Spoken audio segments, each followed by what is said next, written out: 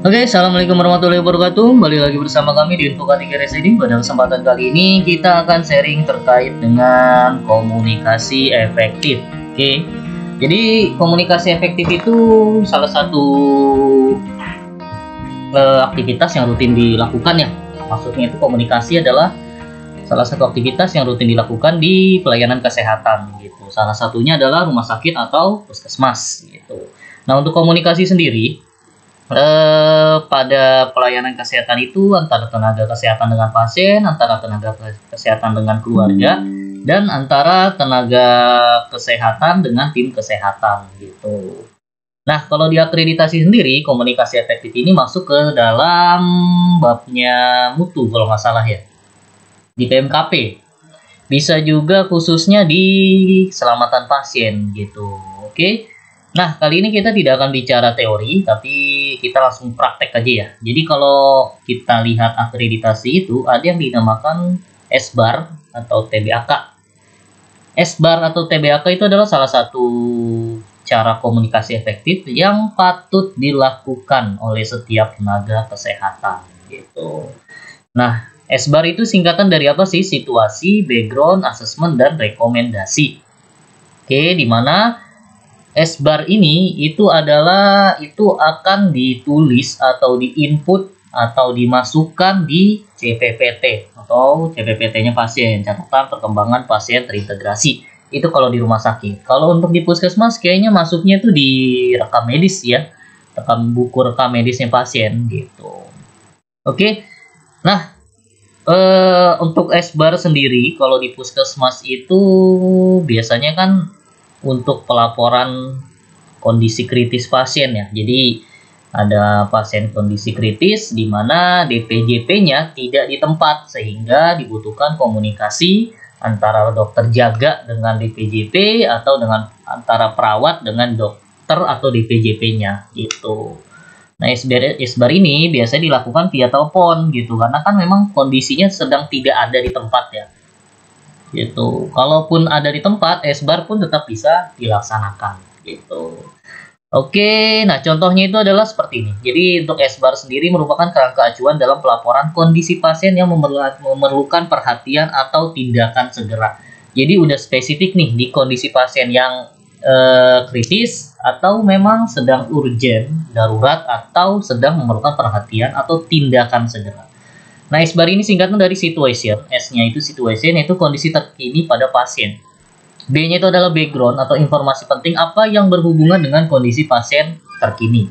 Assessment itu adalah hasil pengkajian kondisi pasien. Dan rekomendasi apa yang perlu dilakukan untuk mengatasi masalah pasien saat ini. Oke, jadi SBAR ini bukan suatu tindakan ya, tapi suatu metode komunikasi di mana ada kerangka-kerangkanya nih dalam kita melakukan komunikasi tersebut. Kerangkanya apa? Itulah SBAR-nya gitu. Oke. Nah, misalnya ini contohnya ya. Contohnya itu adalah ketika kita menemukan salah satu kondisi pasien yang darurat dan saat itu tidak ada DPJP-nya gitu, sehingga kita butuh inputan mengenai pasien itu diapain gitu. Oke. Ini contohnya adalah kasus APP ya, teman-teman. Oke, ini contoh memberlakukan SBAR di Pasienkes. Pertama adalah menjawab salam. Assalamualaikum, selamat dokter.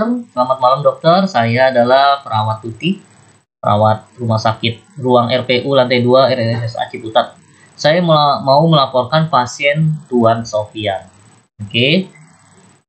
Nah, melaporkan ini itu masuk dalam kondisi S atau situasi, yaitu melaporkan kondisi terkini yang terjadi pada pasien, entah itu diagnosanya, entah itu rencana perawatan lanjutannya, entah itu keinginan pasien, entah itu kebutuhan pasien terkini gitu. Oke. Ini S. Oke, contohnya adalah di sini. Contoh kasusnya adalah pasien APP. Pasien baru masuk dari IGD tanggal masuknya 12 bulan 2 tahun 2018 pukul 20.30 atas nama Tuan Sofian umur 48 tahun dengan diagnosisnya itu adalah appendicitis. Oke, ini contoh kasusnya.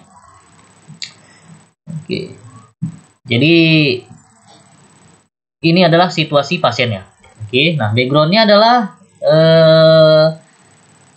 ini menyampaikan melaporkan informasi penting yang berhubungan dengan kondisi pasien seperti TTV, status mental, daftar obat-obatan atau hasil lab gitu. Oke. Nah, ini saat kita melaporkan background, teman-teman silakan ucapkan atau laporkan hal-hal berikut yang tadi sudah dijelaskan: tanda-tanda vital, status mental, daftar obat-obatan atau hasil laboratoriumnya. Contohnya tadi melanjutkan yang tadi S ya. Saya mau melaporkan pasien atas nama Tuan Sofian. Oke. Pasien dengan atas nama Tuan Sofian, tanda-tanda vitalnya sebagai berikut dokter: suhu 38 derajat Celcius, respirasi 12 kali per menit, nadi 92 kali per menit. Tekanan darahnya 100/70, kadar oksigennya ya 97%. Kesadarannya kompos mentris, tindakan yang sudah dilakukan, pemeriksaan lab dengan HB-nya 12,3, HB-nya 42%. Lalu L-nya 13%, TC 153/10, L1400 dan selanjutnya gitu. Nah, ini juga ada anjurannya, disebutkan juga menganjurkan klien untuk puasa. Keluhan sekarang nyeri perut bagian kanan bawah. Jadi kasus di sini adalah pasien mengeluhkan ada nyeri di perut bagian kanan bawah gitu. Inilah background kenapa dilakukan komunikasi kepada dokter tersebut. Lalu langkah selanjutnya setelah kita melaporkan situasi, melaporkan backgroundnya pasien, kita lanjut ke langkah ketiga, yaitu asesmennya, hasil pengkajian atau kondisi pasien terkininya itu apa. Oke. Nah, contohnya adalah sebagai berikut. Pasien tampak tidak stabil dokter, hasil pemeriksaan nyeri tekan pada perut kanan bawah plus. Nyeri lepas pada seri bawah plus, dan keluarga tampak cemas. Nah, ini backgroundnya. Backgroundnya tadi, ketika backgroundnya tadi pasien mengeluhkan adanya keluhan nyeri perut bagian bawah. Nah, setelah diasesmen oleh perawat atau dokter jaga, hasilnya adalah ini, pasien tampak tidak stabil. Hasil pemeriksaan nyerinya adalah sebagai berikut. Nyeri lepasnya yang seperti ini sebagai berikut. Dan tambahan informasi lainnya, keluarga tampak cemas. Oke, nah lalu rekomendasinya apa? Ini langkah terakhir adalah R. Meminta pada penerima pesan pemerintah pada penerima pesan memberikan rekomendasi tindak lanjut yang akan dilakukan atau mengusulkan tindak lanjut yang harus diberikan. Nah, di sini si perawat atau dokter jaga mengusulkan rekomendasi apa sih yang terbaik buat pasien ini gitu. Oke. Makanya pertanyaannya atau pernyataannya atau kalimatnya adalah sebagai berikut. Dok, apakah pasien dipersiapkan untuk operasi? Apakah perlu pemeriksaan fototoraks, EKG dan USG dan konsul anestesi? Apakah ada pemeriksaan yang lain, Dok? Nah, ini adalah komunikasi si perawat atau dokter jaga untuk mengambil atau mengusulkan atau merekomendasikan tindakan apa yang harus dilakukan setelahnya atau selanjutnya kepada dokter jaga atau DPJP-nya gitu. Oke, inilah yang dimaksud dengan komunikasi efektif dengan metode SBAR gitu. Jadi dengan adanya SBAR ini maka meminimalisir terjadinya kesalahan pemberian informasi, kesalahan penerimaan informasi, sehingga meminimalisir resiko keselamatan pasien. Intinya tuh di situ teman-teman gitu. Karena dengan adanya situasi maka terhindar dari salah pasien. Salah pasien, betul dong. Misalnya nama Sofian, pasien ruang apa, ternyata menghindari dengan risiko pasiennya tertukar. Dengan background semakin menjelaskan pokok masalahnya itu dengan apa. Asesmen ini adalah pengkajian informasi yang lebih dalam oleh dokternya gitu.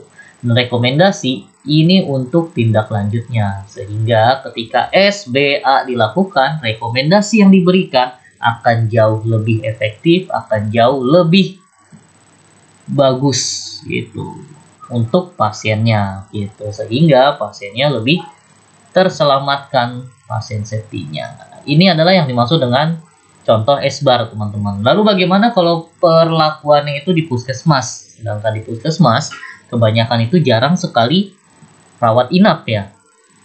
Dan dokternya pun biasanya hanya dokter umum, jarang sekali ada dokter spesialis gitu. Nah, kalau untuk di puskesmas sendiri sebenarnya esbar ini bisa dilakukan secara langsung ya. Maksudnya dari antar unit gitu. Cuma ya emang harus dibiasakan gitu untuk kasus-kasus tertentu gitu. Misalnya pada proses persalinan di mana persalinan ini terjadi di malam hari. Di mana untuk puskesmas kan biasanya hanya ponet ya yang 24 jam gitu. Selebihnya itu office hour. Nah, ketika ada proses persalinan di malam hari dan ada indikasi pasien yang tidak bisa ditangani oleh bidan, maka alangkah baiknya bidan melaporkan hal tersebut ke dokter puskesmas, dokter umumnya. Nah, metode pelaporan itu bisa teman-teman ikuti dengan metode esbar ini gitu. Jadi kasusnya nggak bakal banyak teman-teman, paling hanya kasus-kasus tertentu aja gitu kalau untuk di puskesmas gitu. Nah, kalau teman-teman akred silakan ambil kegiatan tersebut ketika persalinan di malam hari, dan persalinan itu dengan penyulit ataupun dengan kondisi yang di luar batas kemampuan bidan yang menangani gitu. Itu aja, silakan dimasukkan gitu. Oke, jelas ya, semoga mencerahkan ya teman-teman ya gitu. Nah, lalu ada lagi yang namanya cabak atau TBAK. TBAK ini sebenarnya lanjutan dari esbar ya. Jadi ada esbar, ada TBAK gitu.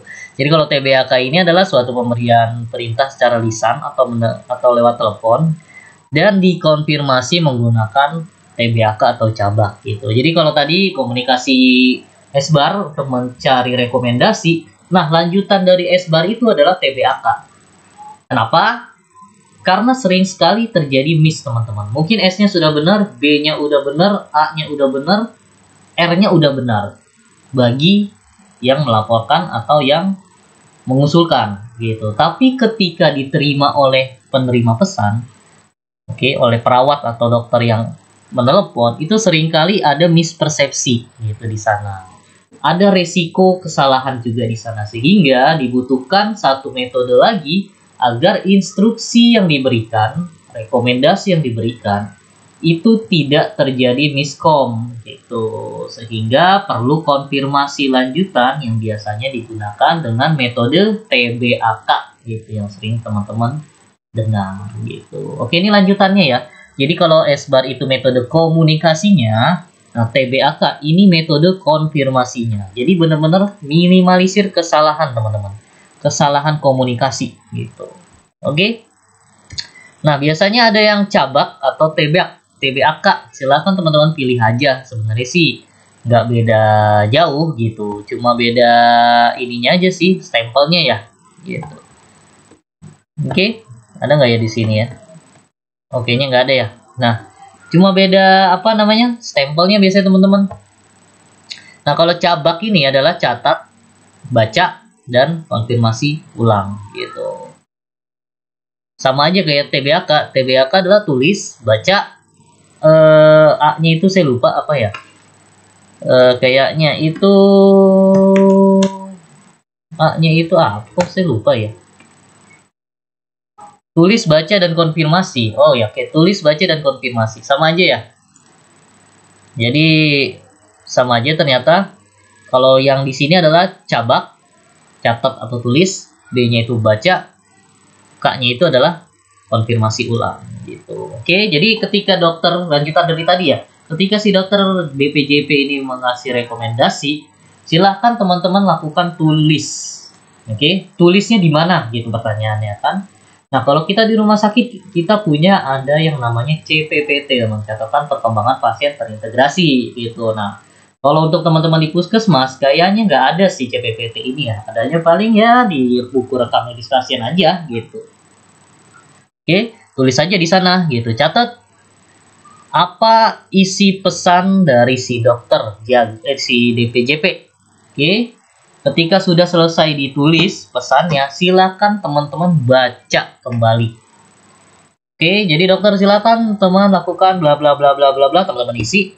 Setelah selesai, teman-teman bacakan kembali.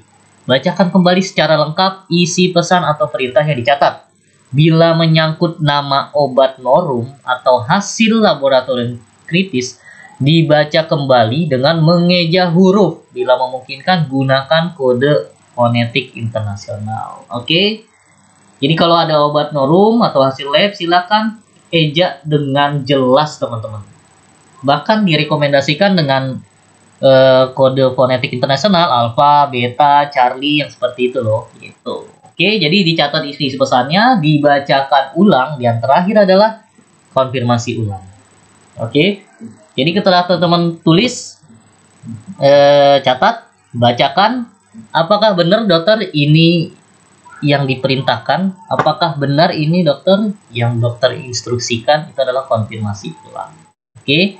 Itu adalah konfirmasi kebenaran atau kesesuaian isi pesan atau perintah yang telah dibacakan kembali. Pemberi pesan adalah perintah dari DPJP, penerima pesan adalah penerima pesan atau perintah adalah perawat. Gitu. Oke. Bubuhkan stempel konfirmasi, cantumkan tanggal dan jam pencatatan, nama jelas dan tanda tangan perintah. Gitu. Oke.